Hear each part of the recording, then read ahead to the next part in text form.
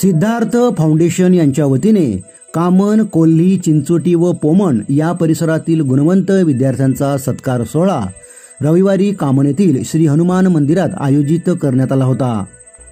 माजी नगरसेविका प्रीती म्हात्रे व ॲडव्होकेट दिनेश म्हात्रे यांच्या पुढाकाराने या सत्कार सोहळ्याचे आयोजन करण्यात आलं होतं।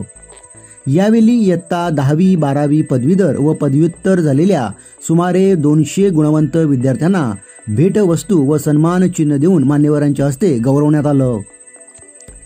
यावेळी मान्यवरांनी आपल्या भाषणात विद्यार्थ्यांना प्रोत्साहन देणाऱ्या सिद्धार्थ फाउंडेशनच्या या उपक्रमास हार्दिक शुभेच्छा देत गुणवंत विद्यार्थ्यांनी आपण जे क्षेत्र निवडलं आहे त्या क्षेत्रात यशस्वी होऊन आपल्या कुटुंबाचे व गावाचे नाव उज्ज्वल करावे असे सांगितले।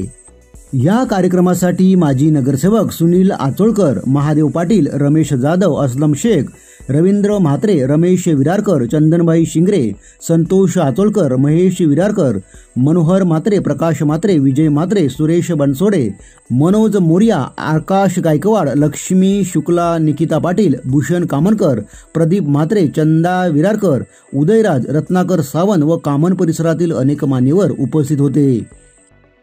हा कार्यक्रम यशस्वी करण्यासाठी संस्थेचे सचिव advocate Joyson Pereira, advocate Ranjit Hatkar, advocate Rupsing Bansi, advocate Shashikant Kalpak Mhatre, Aniket Jadhav व सहकाऱ्यांनी मेहनत घेतली। कार्यक्रमाचे सूत्रसंचालन होनाजी मिस्त्री सरांनी केले।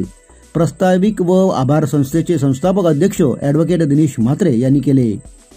यावेळी कामन गावातील पहिला लष्करी तरुण गौरव शर्मा, कामनची पहिली MBBS डॉक्टर कुमारी प्रतीक्षा गोविंद पठारे तर डॉक्टर गोविंद पठारे यांची दुसरी कन्या कुमारी साक्षी पठारे ही सुद्धा वैमानिक होण्याचे शिक्षण घेत आहे, म्हणून त्या दोघींचे विशेष कौतुक करण्यात आले।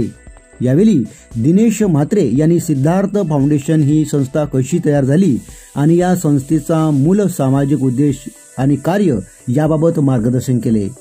तुम्हाला सुंदर बॅग दिलेले आहेत, या सुंदर बॅग जे तुम्हाला प्राप्त झालेले आहेत त्या बॅगचा उपयोग तुम्हाला तुमचे जे सर्टिफिकेट याच्यापुढे सुद्धा चांगले अजून तुम्ही पुढे जाऊन सर्टिफिकेट मिळवणार आहे, प्रमाणपत्र येणार आहेत, तर ते व्यवस्थित राहिलं पाहिजे ही आमची एक इच्छा आहे। त्याच्यासाठी तुम्हाला ते दिलेलं आहे आणि हे तुम्हाला जी सुंदर बॅग आहे ते आमचे मित्र आणि सिद्धार्थ फाउंडेशनचे सचिव यांनी सिद्धार्थ फाउंडेशनची कल्पना आम्ही लॉ कॉलेजला असताना मांडली आणि ती आज प्रत्यक्षात उतरलेली आहे। या सर्व बॅग जे आहेत त्या त्यांच्या माध्यमातून देण्यात आलेल्या आहेत हे तुम्हाला या ठिकाणी मुद्दाम सांगतो।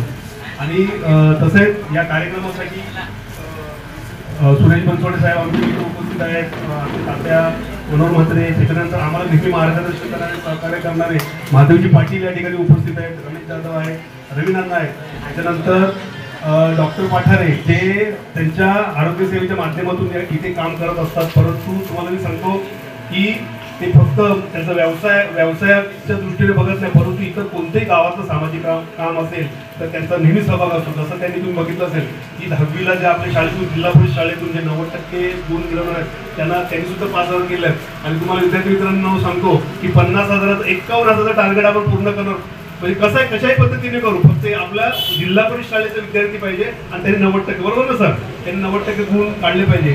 आता एक तुमचं बॅनर लावायचं सांगितलं तर तुम्हाला ते पण सांगतो, चिंचोटी पासून तर नागल्यापर्यंत बॅनर लावणार। त्याच्यानंतर अजून एक सूचना आलेली आहे, रवीकडून सूचना आलेली आहे की आपण त्या म्हणजे त्याची वरातच काढू असं त्याची सूचना आहे।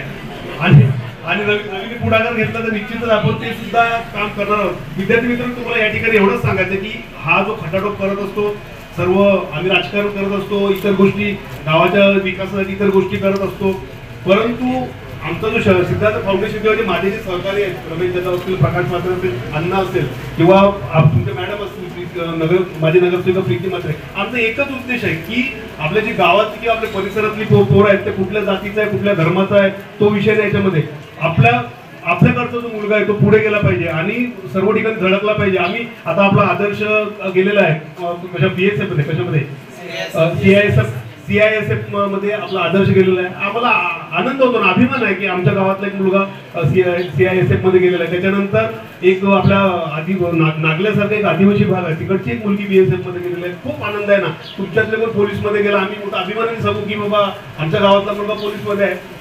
आम्हाला आनंद वाटेल आणि तुम्ही या ठिकाणी उपस्थित राहिला आणि या कार्यक्रमाची शोभा वाढली. तुमचे पालक सुद्धा या ठिकाणी आले.